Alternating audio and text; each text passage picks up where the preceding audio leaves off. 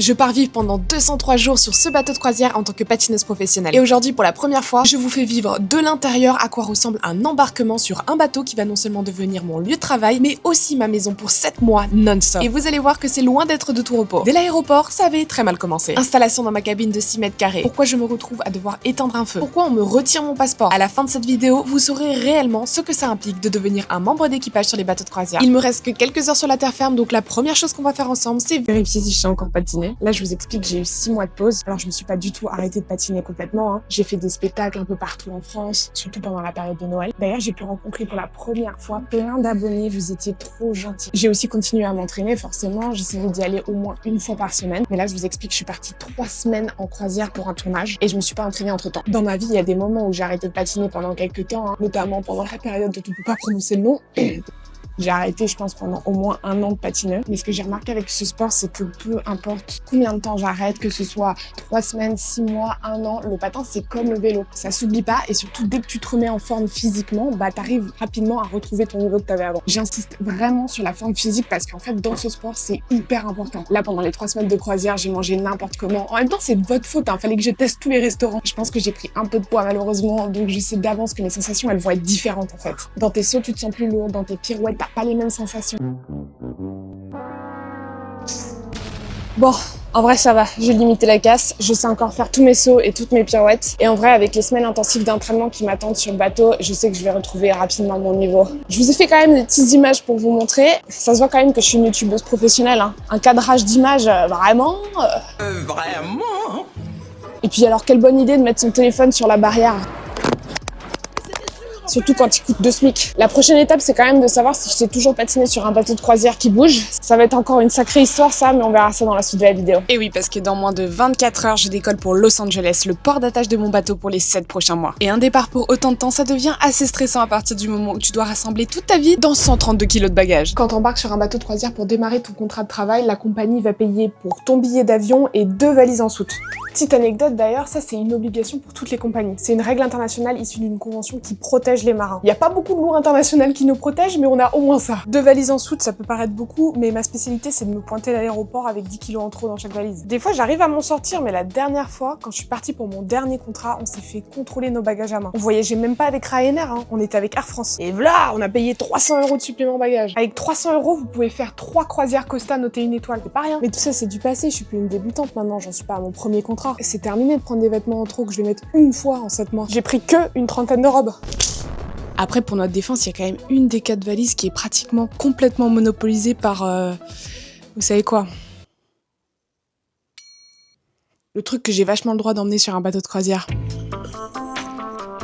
Normalement, quand je la fais rentrer comme ça passe toujours, mais à tout moment, je me fais recal en direct devant vous. Vous allez suivre ça en direct live, ça va être vraiment drôle. Les vêtements, c'est déjà la galère pour moi de choisir, alors je vous raconte pas pour le make-up. J'adore ça, j'aimerais prendre tous mes produits avec moi, mais malheureusement, il faut choisir. Surtout qu'en plus de mes patins, la deuxième chose qui prend énormément de place dans ma valise, ce sont les produits d'hygiène. Quand t'arrives sur le bateau les premiers jours et même les premières semaines, t'es ultra occupé. On en reparlera dans la suite de la vidéo d'ailleurs. En plus, tu connais pas encore les ports dans lesquels ton bateau fait escale, donc tu sais pas s'il va y avoir un supermarché dans le port à proximité, ou si ça va te coûter 60 € aller-retour en Uber pour aller t'acheter un gel douche et un déodorant. Sur le bateau, on a un petit supermarché qui vend des produits d'hygiène, etc. Mais perso, j'utilise qu'en cas d'extrême urgence parce que les prix sont aberrants. Même dans les carrefours à Monaco, ils ont pas osé vendre des gels douche aussi chers. Donc j'assure toujours mes arrières et je prévois pour survivre en autosuffisance au moins 3 semaines quoi. Surtout que sur la terre ferme, je fais des économies vachement facilement en utilisant le cashback eBay Club. En 2 mots, eBay Club, c'est le leader du cashback en ligne en France avec près de 4 millions d'utilisateurs. Avec leur service de cashback en ligne, vous faites un achat sur l'un de leurs 2500 sites partenaires et hop, vous avez de l'argent qui s'accumule dans une cagnotte que vous pouvez retirer dès 10 €. C'est comme ça que j'ai récupéré 78 € en achetant mon iPhone et 70 € en réservant mes vacances. C'est que du bonus, c'est 100% gratuit et ça se fait en un clic grâce à l'extension web. Mais moi, je voulais surtout vous parler du service de cashback avec les bons d'achat. Ça m'a permis de gagner 250 € en même pas 6 mois d'utilisation. Et c'est pas en achetant sur des sites ou dans des boutiques obscures dont personne n'a jamais entendu parler. Airbnb, Uber, Carrefour, Ikea, Decathlon. Je suis sûre que vous avez déjà consommé consommer dans l'une de ces 5 enseignes ou dans les 200 boutiques partenaires du cashback en bon d'achat. Pour Airbnb ou Uber, vous achetez un bon d'achat eBay Club en ligne comme ça, vous inscrivez le code sur l'app et ensuite vous allez avoir du crédit à utiliser. Ça prend 2 minutes top chrono. Dans un magasin physique comme ici à Carrefour, vous anticipez avant la caisse et vous prenez un bon d'achat du montant dont vous avez besoin. De toute façon, si vous l'utilisez pas complètement en une fois, c'est réutilisable pour la prochaine fois. Vous bipez les articles comme d'habitude et au moment de payer, vous demandez au caissier de payer avec une carte cadeau. Il va vous demander de scanner le code barre, vous validez sur le TPE et voilà, c'est bon. C'est comme ça que vous pouvez faire 5% de cashback sur vos courses, 4% sur vos vacances ou même 3% sur vos livraisons de repas. Encore une fois, c'est totalement gratuit, il suffit simplement d'y penser et vous allez pouvoir économiser des centaines d'euros. Et spécialement pour vous, j'ai un petit bonus. Si vous vous inscrivez par mon lien en description ou si vous flashez ce code QR, vous aurez 6 euros directement crédités sur votre cagnotte. Du coup, vous aurez plus que 1 ou 2 achats à faire et vous pourrez directement retirer l'argent sur votre compte bancaire. Et au passage, ça soutient énormément la chaîne Patineuse à bord, donc merci à tous ceux qui commenceront à faire du cashback grâce à eBay Club. J'espère que vous êtes fiers de moi, c'est la première fois que je m'équipe d'un pèse-bagages et que j'évite d'arriver dans le déni à l'aéroport. Mais en fait, on était bien loin de se douter que le problème pour une fois, ça allait pas être le poids, mais quelque chose de bien plus problématique. Mais ça, on en reparlera plus tard. Pour le moment, il est temps de profiter une dernière fois de pouvoir manger de la bonne viande française sans hormones, du vin qui n'a pas un goût de villageoise et surtout du fromage non pasteurisé. Faut absolument que je vous débriefe l'enregistrement catastrophique de nos bagages. On est dimanche matin, donc il y a énormément de vols long courrier qui partent ce matin. Et forcément, c'est typiquement sur ce genre de vol que la plupart des voyageurs ont des bagages en soute. Donc là, c'est littéralement le sbeul. Je vous raconte pas la queue de malade qu'il y avait. Alors quand c'était enfin notre tour, j'étais ultra fière parce que pour une fois, il y a aucune de nos valises qui a dépassé le poids maximum autorisé. Mais quand après on a essayé de l'envoyer sur le tapis, comme par hasard, il y a eu une panne générale. Le tapis marchait plus, il y a plus aucune valise qui partait. Pendant genre 15-20 minutes. Alors là, le tapis, il est reparti, mais je me dis qu'il y a une chance sur deux que nos valises, elles aillent à Punta Cana plutôt qu'à Los Angeles. On verra bien, hein. Quand on vous dit d'arriver au moins 3 heures avant votre vol long courrier, le prenez pas du tout à la légère. Après avoir mis plus d'1 heure pour enregistrer toutes nos valises en soute, on a remis 1 heure pour passer la sécurité. Entre la queue pour le contrôle des passeports, l'attente du tramway pour aller à la bonne porte d'embarquement, la queue pour le contrôle de sécurité. C'est simple, on n'avait même pas passé la sécu que notre embarquement avait déjà commencé. Je vous avoue qu'à un moment, je me suis dit qu'on allait rater notre avion. Bon, sacrément chaotique cette histoire, mais bon, on y est arrivé. Je vous annonce quand même que j'ai pas payé de supplément bagage et j'ai pas sonné pour une fois au portique de sécurité. Je sais pas pourquoi, mais les contrôles aléatoires, ça tombe toujours sur moi. Peut-être ma tête de délinquante en vrai. Là, on embarque quand même pour un vol de 11 heures. Mais en tout cas, c'est un bon vol qu'on a eu. Là, on va partir à 10h30 parce que ce qui se passe, c'est que comme c'est la compagnie qui te paye ton billet d'avion, s'il faut que tu passes par Bangkok, Barcelone et Vienne avant d'arriver à Los Angeles parce que ça coûte moins cher, ils le feront. Des fois, t'as énormément de correspondance, t'as des voyages hyper longs. Donc là, on est plutôt chanceux d'avoir un bon vol qui est pas trop tôt le matin et surtout qui est direct. Avec tous les problèmes qu'il y a eu quand on a dû enregistrer nos bagages, j'espère vraiment qu'ils vont arriver à destination, surtout mes patins, parce que si j'embarque sur le bateau sans mes valises, j'imagine même pas la galère après. Mais bon, on croise les doigts, hein. On a embarqué littéralement les derniers dans l'avion et là, bonne surprise. C'est trop cool, ils nous ont pris des places en business. Évidemment, c'est une blague, j'ai voyagé pendant 11 heures avec le peuple, c'est entre 2 gars d'1m80. Un pur plaisir. Dites-vous que là, dans le monde, il y a 2 mecs qui ont raconté à tous leurs potes qu'ils ont vu une meuf de 25 ans pleurer toutes les larmes de son corps devant La Belle et la Bête. Moi, j'ai pas honte, je suis une sensible, ok? Je vous montre quand même notre repas 5 étoiles. Il y en a marre de tous ces influenceurs qui vous font des vidéos sur les repas en business class qu'on pourra jamais se payer. Avouez, ces pâtes sauce aubergine avaient l'air délicieuses. Merci Air France.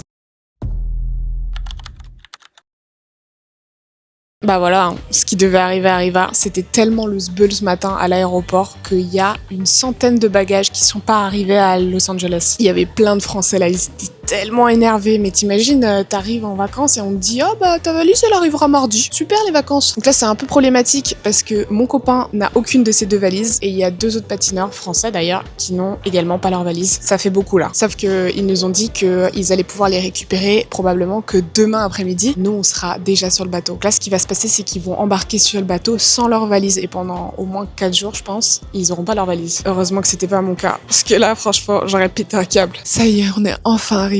Et regardez maintenant, comme j'ai plus d'expérience, j'ai le droit à une fenêtre et à un énorme lit. Non, vous rêvez, quand vous allez voir la tête de ma cabine, vous allez halluciner. En fait, je vous explique comment ça se passe. Tous les membres d'équipage arrivent un jour avant d'embarquer sur le bateau. On va être un groupe demain peut-être de 50, 60 personnes, mais qui viennent du monde entier. Donc on arrive tous la veille, il y en a qui arrivent tôt le matin, il y en a qui arrivent en journée, il y en a qui vont encore arriver tard le soir. On est tous regroupés dans un hôtel et le lendemain matin, il y a une navette qui va venir nous chercher et nous permettre d'embarquer d'embarquer sur le bateau. Mais nous c'est bien parce qu'on est arrivé dans l'après-midi et là le but c'est de se recaler le plus vite possible et éviter de trop douiller avec le décalage horaire. Donc on va essayer de se coucher le plus tard possible. Ce qui est bien avec le fait d'embarquer que demain, c'est que on a le temps pour faire un peu de tourisme. Devinez où on est là. Je vous donne un petit indice. On est à Hollywood Boulevard. En vrai, qu'est-ce qu'on en pense? Est-ce que c'est pas un peu surcoté Hollywood Boulevard? Je trouve pas que ça soit spécialement propre. Il y a pas mal de sans-abri complètement défoncés. Mon avis est un peu mitigé. Franchement, c'est la honte en plus. Je connais personne à part Pitbull et Usher.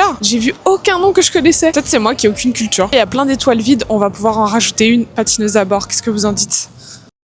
Ce matin, c'est le grand jour. La navette est venue nous chercher comme prévu ce matin vers 7h. Direction le magnifique Navigator of the Seas, ma maison pour les 7 prochains mois. Alors forcément, un embarquement d'un grand groupe de membres d'équipage comme ça, on était au moins une trentaine ce matin. Ça prend du temps, beaucoup de temps. Heureusement qu'on s'était entraîné à faire la queue la veille à l'aéroport. Ça y est, on vit les derniers moments avec notre passeport. On va devoir le remettre pour 7 mois. Il y a quelques temps, j'avais fait un short pour vous expliquer pourquoi on nous retirait nos passeports et ça avait pas mal choqué. Je pense que vous oubliez que tous les matins, je me réveille dans un pays différent. J'ai traversé des frontières internationales tranquille dans mon lit sans passer par un contrôle de la douane ou de la police. À tout moment, je prends mes clics et mes claques, je débarque dans un autre pays et je remonte plus jamais à bord. Ça arrive d'ailleurs que des membres d'équipage s'enfuient dans des pays pour refaire leur vie. Donc à chaque début de contrat, les ressources humaines prennent nos passeports et on les récupère quand on débarque du bateau pour rentrer dans nos pays respectifs. Ma nouvelle carte d'identité pour les 7 prochains mois, c'est cette petite carte avec mon nom et surtout mon matricule unique de membre d'équipage. Après la collecte des passeports, la deuxième épreuve, ça va être l'inspection des bagages. Alors là, pour moi, pour une fois, ça va passer nickel. Devinez quoi? L'objet de tous les dangers est dans la valise qui est jamais arrivée à Los Angeles. Je crois qu'elle est partie à San Diego d'ailleurs. Le seul problème, c'est que là, je viens de découvrir qu'ils sont bien plus stricts que d'habitude. Je sais pas ce qui leur prend. Là, ils viennent justement de confisquer la bouilloire d'un des patineurs. En vrai, il y a un monde où je vais devoir payer 8 $ de café par jour pendant les 7 prochains mois. Faites pas le calcul de combien ça va me coûter sur tout mon contrat parce que là, je serai capable de pleurer. Allez, on garde le sourire parce que cette fois, ça y est, on arrive enfin à bord du Navigator of the Seas. Pour moi, c'est pas trop dépaysant parce que c'est un bateau de la même classe que le Voyager of the Seas, le bateau sur lequel j'ai fait mon précédent contrat. Il y a quand même quelques différences par-ci par-là et notamment au niveau de la cabine. Je vais vous montrer tout ça. Charles, arrête de péter. On vient d'arriver dans notre nouvelle cabine. Elle est super grande. Que je vous explique, là on est dans des cabines temporaires pour 2-3 semaines environ. Ce qui va se passer, c'est que comme là il y a 2 équipes de patineurs qui sont à bord, quand eux vont partir, quand nous on aura appris le spectacle, on va prendre leur cabine. Donc en attendant, on a des cabines temporaires. Et là, on a une bonne surprise. Vous allez la trouver un peu claquée, mais en fait elle est super grande. Il y a beaucoup plus d'espace que dans la cabine qu'on risque d'avoir après celle-là. Dans la salle de bain, elle est classique. C'est la même qu'on aura dans l'autre cabine. En revanche, là, c'est beaucoup plus grand. Il y a toujours le lit double, mais là, déjà, il y a une armoire ici et une autre armoire ici. Alors que d'habitude, on n'a qu'une armoire. Et là, il y a un bureau. Ça serait vraiment cool d'avoir ça dans notre cabine parce que sinon, on n'a qu'une petite table. Mais bon, malheureusement, il va pas falloir s'y habituer parce que ça va pas être comme ça après. La journée s'arrête pas du tout là. La prochaine chose qu'il faut qu'on aille tester, c'est la nourriture. Bon, j'ai bien vite déchanté. On n'est pas sur une cantine étoilée au guide Michelin. Ce premier repas, c'était un peu comme une Madeleine de Proust pour moi finalement. La dinde sèche, les sauces douteuses, les kilos et les kilos de riz nature, ça me fait remonter tous les souvenirs de mes premiers jours sur un bateau finalement. En vrai, c'est peut-être pas la meilleure nourriture du monde, mais j'ai à manger à ma faim tous les jours, gratuitement, et surtout, j'ai plus à faire la vaisselle, à remplir ou pire, vider le lave-vaisselle pendant les 7 prochains mois, et ça, c'est que du bonheur. En plus, petit bonus, je me suis renseignée, et en tant que patineur, on peut non seulement aller au buffet des passagers, mais en plus, ils nous font pas payer ici, donc c'est ultra cool. Oui, vous me retrouvez à 8h du matin en train d'apprendre comment éteindre un feu. C'est aussi ça, travailler sur les bateaux. Je me souviens que l'une des premières choses qu'on m'a dit quand j'ai commencé à travailler sur les bateaux, c'est que mon premier rôle, avant même d'être patineuse professionnelle, c'était la sécurité. Il y a personne sur ce bateau qui est uniquement pompier ou chargé d'évacuer les passagers si on est en train de couler. Donc en plus de notre job, tous les membres d'équipage, sans exception, sont acteurs de la sécurité. C'est pour ça que là, ça fait à peine 24 heures qu'on est à bord, mais on doit être le plus rapidement possible formé à toutes nos missions de sécurité. En vrai, notre bateau, il peut très bien couler le lendemain de notre embarquement, donc faut être prêt. Ce matin, on a fait un tour complet du bateau, on a appris comment éteindre un feu, comment fermer les portes étanches si jamais on a un trou dans la coque, comment déployer et gonfler les radeaux de sauvetage. Même si c'est pas mon rôle en cas d'urgence de faire ça, c'est bien que je sache le faire parce qu'on sait jamais ce qui peut se passer et ça pourrait sauver des vies. Ce long training de 3 heures, c'est pas le seul qu'on doit faire, on a plein de cours en ligne qu'on doit obligatoirement faire. Là par exemple, je dois refaire un cours sur le traitement des eaux usées sur le bateau. Vous voyez, c'est pas du tout moi qui gère l'eau à bord et pourtant, je dois quand même savoir à combien de nautiques on a le droit de rejeter les eaux noires, les eaux grises, etc. Au fait, il faut qu'on se fasse un petit point valise. Les ressources humaines nous ont contactés. Apparemment, les 2 valises ont été localisées à Los Angeles. Il y a quelqu'un qui va les récupérer et les amener de l'aéroport jusqu'au port. Demain, on est de retour aux États-Unis, donc normalement, on va devoir pouvoir récupérer les 2 valises à bord. C'est là où je suis un peu stressée parce qu'il y a de fortes chances que le contrôle de sécurité soit encore plus strict que d'habitude. On va pas être un groupe de 30 membres d'équipage où ils peuvent laisser passer un petit peu des choses. Là, on va être que 3 membres d'équipage en train de récupérer 6 valises, donc ils vont être très attentifs. Autant vous dire que je suis de moins en moins sûre de pouvoir arriver à faire rentrer Georges. Ah oui, parce que je lui ai donné un petit nom depuis. Mais bon, on verra bien, on croise les doigts. La sécurité, c'est peut-être ma première mission de membre d'équipage, mais j'ai quand même été embauchée pour une chose: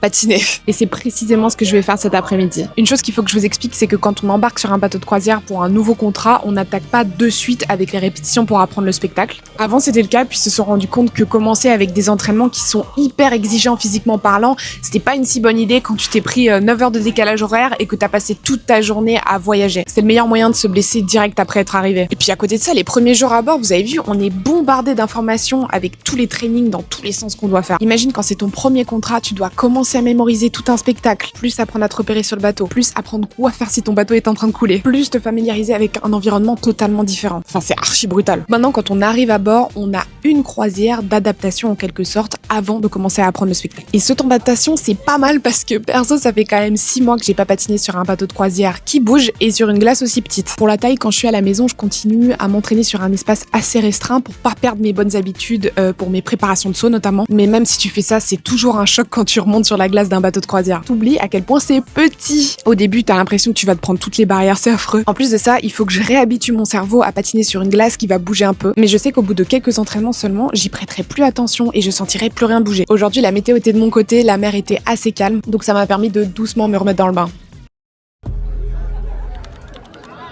L'activité de ce matin est un peu spéciale. Aujourd'hui, on va vérifier que les États-Unis d'Amérique acceptent que je me balade librement sur leur sol. Quand t'accostes dans un pays américain, en tant que membre d'équipage, t'es obligé d'avoir un visa qu'on appelle le C1D. C'est un visa spécifique pour les membres d'équipage en transit. Mais ce visa, il t'autorise pas pour autant à pouvoir sortir sur le territoire américain et te balader librement. Aller à Walmart, aller à la plage, etc. Non, ils exigent une autre formalité administrative qui s'appelle I-94. Du coup, ce matin, les ressources humaines vont nous redonner nos passeports et on va se faire interroger par un douanier américain. Vous allez me dire, c'est juste une formalité administrative comme ça. Oui, ça va l'être pour moi. Mais si tu viens d'un pays pauvre ou en guerre, et surtout si c'est ton premier contrat sur un bateau de croisière, t'as de fortes chances de te faire recaler et d'avoir interdiction de sortir sur le sol américain pendant toute la durée de ton contrat. Ils ont peur que t'aies accepté le job juste pour pouvoir rentrer aux États-Unis. Tu travailles quelques mois pour pouvoir accumuler de l'argent en cash et à la moindre escale aux US, boum, tu disparais dans le pays, tu reviens jamais et en fait t'es rentré illégalement assez facilement.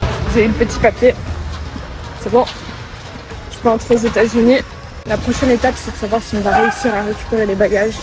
Donc ça, franchement, j'ai un petit doute. La blague commence à être un peu longue là. On a récupéré qu'une seule valise sur les 2 et comme par hasard, c'est pas celle avec George. Ils ont pas réussi à localiser notre autre valise. Elle est pas arrivée à temps au port de Los Angeles. Enfin, c'est le bordel. Sauf que là, on revient pas aux États-Unis avant une semaine. Donc là, mon copain va devoir encore faire une semaine avec ses 3 caleçons à devoir faire une machine tous les 2 jours. Et malheureusement, vous saurez jamais si j'ai réussi à faire rentrer George parce que ce vlog s'arrête là. Je vous en dirai peut-être plus dans une vidéo prochaine. Donc surtout, abonnez-vous pour pas la manquer. Allez, ciao!